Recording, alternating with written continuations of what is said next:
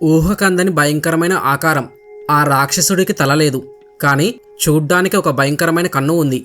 మెడ లేదు, కానీ పొట్టలోనే ఆకలితో రగిలిపోయే పెద్ద నోరు ఉంది.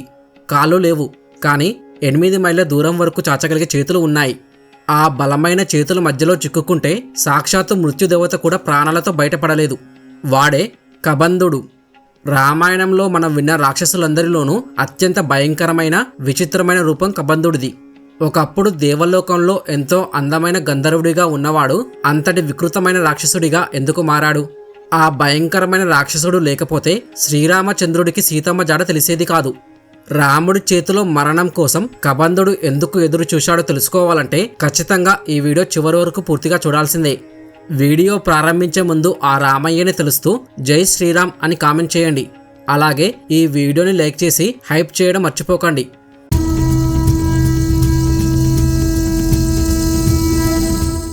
దండకారణ్యంలో రామలక్ష్మణులు ఎదుర్కొన్న ఆ వికృత రాక్షసుడి అసలు పేరు కబంధుడు కాదు, విశ్వావసుడు.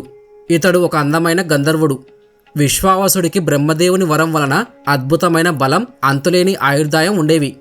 దానికి తోడు అతను ఎంతో అందమైన వాడు కావడంతో విశ్వావసుడి కళ్ళు మూసుకుపోయి అహంకారం పెరిగింది. అతనికున్న శక్తులతో ఎవరినైనా భయపెట్టవచ్చు, ఏమైనా చేయవచ్చు అనే మదం తలకెక్కింది.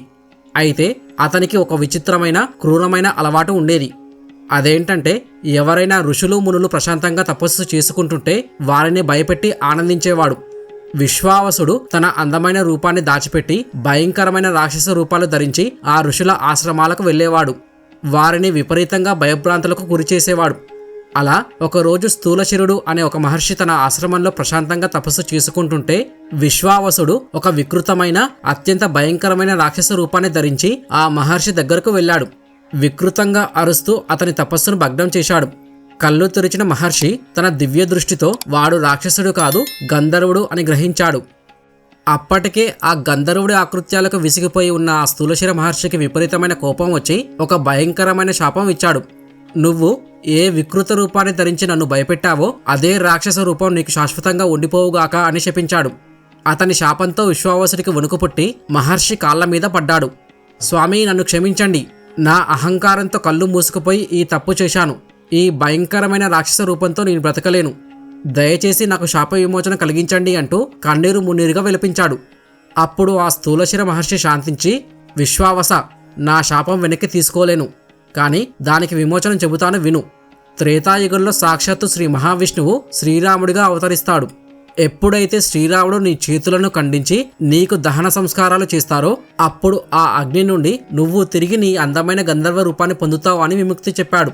అప్పటి నుండి ఆ గంధర్వుడు రాక్షస రూపంలోనే దండకారణ్యంలో తిరగసాగాడు.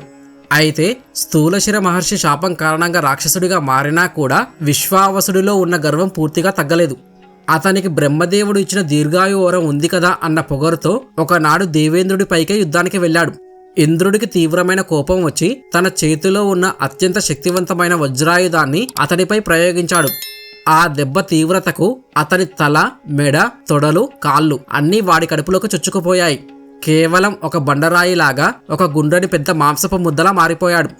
ఇప్పుడు అతనికి కాళ్ళు లేవు, తల లేదు. అలా తన తల కడుపులోకి పోవడాన్నే సంస్కృతంలో కబంధం అంటారు.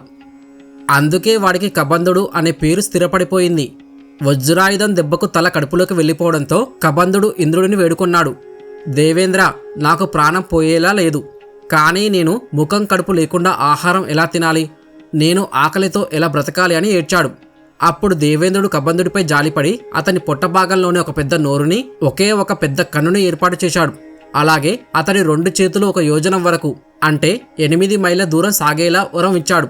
అప్పటి నుండి కబంధుడు ఒకే చోట కూర్చొని తన పొడవాటి చేతులను అడవి అంతా చాచి ఆ చేతులకు ఏది చిక్కితే దాన్ని పక్షులైనా, జంతువులైనా, రాక్షసులైనా సరే లాక్కుని తన పొట్టులో ఉన్న నోటితో తినేవాడు. అలా ఆ భయంకరమైన రూపంతో శ్రీరాముని రాక కోసం యుగాల తరబడి ఆ దండకారణ్యంలోని క్రౌంచవనంలో ఎదురుచూస్తూ కూర్చున్నాడు కబంధుడు. అయితే త్రేతాయుగంలో రావణాసురుడు సీతమ్మను అపహరించాడు. ప్రాణానికి ప్రాణమైన సీత కనిపించకపోయేసరికి శ్రీరాముడు కన్నీరు మున్నీరుగా విలపిస్తూ అడవిలో వెతుకుతున్నాడు. అలా వెతుకుతున్న రామలక్ష్మణులకు దారిలో జటాయు ప్రాణాపాయ స్థితిలో కనిపించాడు. రావణుడు సీతమ్మను దక్షిణ దిశగా తీసుకువెళ్లాడు అని చెప్పి శ్రీరాముని ఒడిలోనే జటాయు ప్రాణాలు విడిచాడు. జటాయువుకి అంత్యక్రియలు పూర్తి చేసిన రాముడు గుండె నిండా బాధతో కళ్ళ నిండా కన్నీళ్లతో తమ్ముడు లక్ష్మణునితో కలిసి దక్షిణ దిశగా నడక సాగించాడు. అలా నడుస్తూ నడుస్తూ వారు క్రౌంచ అరణ్యంలోకి ప్రవేశించారు. ఆ అడవి సామాన్యమైనది కాదు. సూర్యరశ్మి చొరబడలేనంత దట్టమైన చెట్లు, భయంకరమైన మృగాల అరుపులు, ఎటు చూసినా చీకటి. ఆ అడవి మృత్యువు నివాసంలా ఉంది. ఆ క్రౌంచ అరణ్యంలో రామలక్ష్మణులు నడుస్తుండగా హఠాత్తుగా భూమి కంపించినట్లు అయ్యింది. పెద్ద పెద్ద చెట్లు పుల్లల్లా విరిగిపడుతున్నాయి. ఏదో తెలియని శక్తి రామలక్ష్మణులను సమీపిస్తోంది. హఠాత్తుగా వారికి తెలియకుండానే ఇద్దరు 2 పెద్ద తాడుల లాంటి వాటి మధ్య బంధించబడ్డారు. అవి తాళ్లు కావు, 8 మైళ్ళ పొడవున్న కబంధుని చేతులు. ఆ చేతులు క్రమక్రమంగా వారిని ఒక చోటికి లాక్కు వెళ్తున్నాయి. కొంతసేపటికి వారు కబంధుడి ముందు నిలబడ్డారు. రామలక్ష్మణులు ఆ భయంకర ఆకారాన్ని చూసి ఆశ్చర్యపోయారు. ఎందుకంటే ఆ రాక్షసుడికి తల లేదు, మెడ లేదు, ఒకే ఒక పెద్ద కన్ను ఉంది. కబంధుడి పొట్ట భాగంలో ఒక పెద్ద నోరు ఉంది. ఆ నోటిలో పెద్ద పెద్ద కూరలు ఉన్నాయి. అతని పొడవైన చేతులు వారిని చుట్టేశాయి. రామలక్ష్మణులు ఎంత ప్రయత్నించినా కదలలేనంత గట్టి పట్టు అది. అయితే ఆ సమయంలో లక్ష్మణుడికి తీవ్రమైన నిరాశ ఆవహించింది. సీతమ్మ దూరం అయ్యింది. జటాయువు మరణించాడు. ఇప్పుడు ఈ వికృత రాక్షసుడి చేతిలో చావు తథ్యం అనిపించింది లక్ష్మణుడికి. కన్నీళ్లతో అన్నవైపు చూసి ఇలా అన్నాడు, అన్నా, నువ్వు ఎందుకు నా కోసం ప్రాణాలు వదలాలి? దయచేసి నన్ను ఈ వికృత రాక్షసుడికి బలి ఇచ్చేయి. నువ్వు ఎలాగైనా ఇక్కడి నుండి తప్పించుకుని వెళ్ళిపో. సీతమ్మను వెతికి తీసుకొని అయోధ్యకు వెళ్ళి సుఖంగా రాజ్యపాలన చెయ్యి అన్నా. నన్ను వదిలేసి నువ్వు వెళ్ళిపో అని ఎంతో భావోద్వేగంతో అన్నాడు. ఆ మాటలకు శ్రీరాముడు చెలించిపోయి ఇలా అన్నాడు, లక్ష్మణ, నువ్వు నా ప్రాణం. నిన్ను వదిలి నేను ఎలా ఉండగలను? ధైర్యం కోల్పోకు. ఒక వీరుడు ఎప్పుడూ అధైర్యపడకూడదు అని తమ్మునికి ధైర్యం చెప్పాడు. శ్రీరాముడి మాటలతో లక్ష్మణుడి కళ్ళలో మళ్ళీ తేజస్సు వచ్చింది. కాని ఆ కబంధుడు వారి మాటలను పట్టించుకోకుండా తన పొట్టలో ఉన్న పెద్ద నోరు తెరిచి ఇద్దరినీ ఒకేసారి మింగేయడానికి తన చేతులతో వారిని దగ్గరకు లాక్కుంటున్నాడు. శ్రీరాముడు తమ్ముడిని చూసి, లక్ష్మణ, ఈ రాక్షసుడి కళ్ళలో కాంతి ఉంది, కాని తల లేదు. కాబట్టి వీడి బలం అంతా ఈ భయంకరమైన చేతులలోనే ఉంది. ఇతడికి ఒక కన్ను మాత్రమే ఉంది. కాబట్టి మనం ఇద్దరం ఒకేసారి వీడి 2 చేతులను నరికేద్దాం అన్నాడు. వెంటనే రామలక్ష్మణులు తమ ఖడ్గాలను బయటకు తీశారు. శ్రీరాముడు కబంధుని కుడి చేతిని, లక్ష్మణుడు ఎడమ చేతిని తమ కత్తులతో ఒకే వెటితో నరికేశారు. కబంధుడి 2 చేతులు తెగిపోగానే భయంకరంగా అరుస్తూ పెద్ద పర్వతం కూలినట్లుగా నేల మీద పడిపోయాడు. నెత్తురు కారుతున్న ముఖంలో ఆనందంతో కబంధుడు ఇలా అడిగాడు, ఓ వీరులారా, సామాన్యులు నా చేతులను నరకలేరు. ఎవరు మీరు? నన్ను రక్షించడానికి వచ్చిన దేవతలు మీరేనా? దయచేసి మీరు ఎవరు చెప్పండి అన్నాడు. అప్పుడు లక్ష్మణుడు ముందుకు వచ్చి, ఇతను ఇక్ష్వాకు వంశ తిలకుడు, దశరథుని కుమారుడు శ్రీరాముడు. నేను అతని తమ్ముడిని. నా పేరు లక్ష్మణుడు. మా వదిన సీతమ్మను ఏ రాక్షసుడో అపహరించాడు. ఆమెను వెతుక్కుంటూ ఇలా వచ్చాము అని చెప్పాడు. శ్రీరాముడు అనే పదం వినగానే కబంధుడి కలలో ఆనంద బాష్పాలు రాలాయి. శ్రీరామ, నీ రాక కోసమే నేను ఎన్నో యుగాలుగా ఎదురుచూస్తున్నాను. నా శాప విమోచనం నీ చేతిలోనే ఉంది అని తన గురించి చెప్పసాగాడు. నేను ఒకప్పుడు గంధర్వుడిని. అహంకారంతో మునులను, ఋషులను భయపెడితే ఈ రాక్షస జన్మ వచ్చింది. నువ్వు నా చేతులు ఖండించడం ద్వారా నన్ను పవిత్రుడిని చేశావు. శ్రీరామ, నేను ఇప్పుడు ఈ రాక్షస శరీరంతో ఉండడం వలన నాకు దివ్య దృష్టి లేదు. కానీ నా శరీరాన్ని దహనం చేస్తే నాకు శాప విమోచనం లభించి నా నిజమైన గంధర్వ రూపాన్ని పొందుతాను. అప్పుడు నా జ్ఞానం తిరిగి వస్తుంది. సీతమ్మ ఎక్కడ ఉందో, ఎవరు నీకు సహాయం చేస్తారో నేను స్పష్టంగా చెప్పగలను. దయచేసి నన్ను దహనం చెయ్యి అని చెప్పి కబంధుడు తన ప్రాణాలను వదిలాడు. శ్రీరాముడు కబంధుడి కోరికను మన్నించి అతడి భారీ శరీరానికి దహన సంస్కారాలు చేశారు. అగ్నిజ్వాలలు ఆకాశాన్ని తాకుతుండగా ఆ మంటల్లో నుండి ఒక అద్భుతమైన తేజస్సుతో వెలిగిపోతూ దివ్య గంధర్వ రూపంలో విశ్వావసుడు ఆకాశంలో నిలబడ్డాడు. ఆ గంధర్వుడు ఆకాశం నుండి శ్రీరామునికి నమస్కరిస్తూ ఇలా అన్నాడు, ఓ రామ, విను. ప్రస్తుతానికి నువ్వు ఒంటరి వాడివి. రావణుడు మహాబలవంతుడు. అతనిని జయించాలంటే నీకు మిత్రులు కావాలి. ఇక్కడికి కొద్ది దూరంలో పంపా సరోవరం అనే ఒక అద్భుతమైన సరస్సు ఉంది. ఆ సరోవరం ఒడ్డున ఋష్యముఖ పర్వతం దగ్గర సుగ్రీవుడు అనే వానర వీరుడు తన అన్న వాలికి భయపడి తలదాచుకుంటున్నాడు.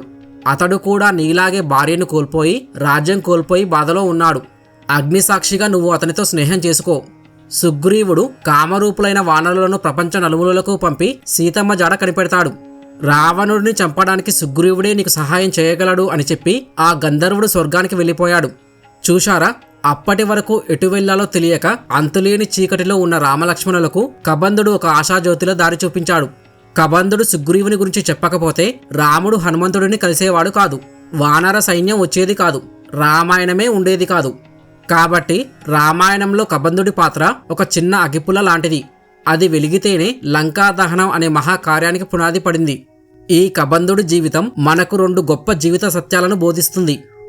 మొదటిది, ఎంతటి రూపం ఉన్నా, ఎంతటి బలం ఉన్నా అహంకారం అనేది మనిషిని పతనం వైపు తీసుకువెళుతుంది అనడానికి కబంధుడి రాక్షస జన్మే నిదర్శనం. రెండవది, కబంధుడికి తల లేదు అంటే వాడికి ఆలోచించే జ్ఞానం లేదు. వాడికి ఉన్నవి పొడవైన చేతులు మాత్రమే. ఆ చేతులు దేనికి సంకేతం అంటే మనకు ఉండే కోరికలకు సంకేతం. మనిషి కోరికలు కూడా కబంధుడి చేతుల్లాగా ఎక్కడికో వ్యాపించి కనిపించిన ప్రతిదాన్ని అనుభవించాలి అని లాక్కుంటాయి. ఎప్పుడైతే పరమాత్మ గురువు అనే జ్ఞానంతో ఆ కోరికలు అనే చేతులను మనం ఖండిస్తామో అప్పుడే మనలోని ఆత్మకు శాప విమోచనం అంటే ముక్తి లభిస్తుంది. సీతను వెతకడంలో శ్రీరామునికి దారి చూపిన మొదటి అడుగు ఈ కబంధుడు. అలాగే ఎంతటి కష్టంలో ఉన్నా మనకు దారి చూపేవారు తప్పక ఎదురవుతారు. మిత్రులారా, కబంధుని వృత్తాంతం మీకు నచ్చిందని ఆశిస్తున్నాను. మరిన్ని ఆసక్తికరమైన ఆధ్యాత్మిక విషయాల కోసం మన ఛానల్ని సబ్స్క్రైబ్ చేసుకోండి. ఈ వీడియో మీ మనసుకు నచ్చితే దయచేసి ఒక లైక్ చేయండి, మీ బంధుమిత్రులకు షేర్ చేయండి. మీరు రామభక్తులైతే కామెంట్ బాక్స్లో జై శ్రీరామ్ అని టైప్ చేయండి. మరో అద్భుతమైన ఆధ్యాత్మిక వీడియోతో మళ్ళీ కలుద్దాం. జై శ్రీరామ్.